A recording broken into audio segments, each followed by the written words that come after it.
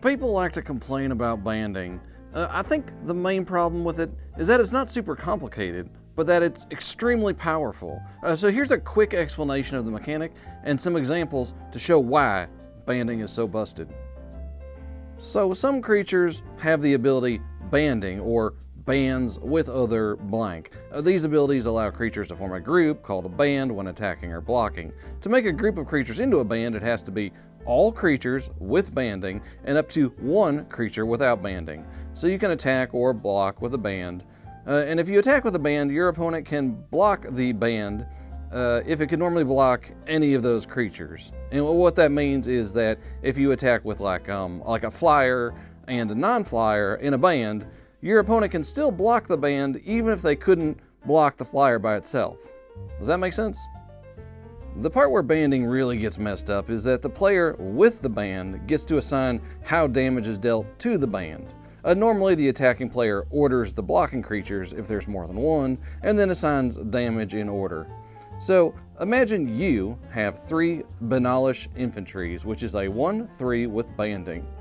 You attack with all 3 as a band, and your opponent has a 3-3 creature to block with. If your opponent chose to block, you could assign 1 point of damage to each of your infantry so that none of your creatures dies. And this is a simple case. Imagine the same situation, but your opponent is attacking you with a 6-6 creature. You can form a band with your 3 infantry to block and assign each of them 2 of the 6 points of damage. So again, nothing dies. It's very hard to kill more than 1 creature in a band.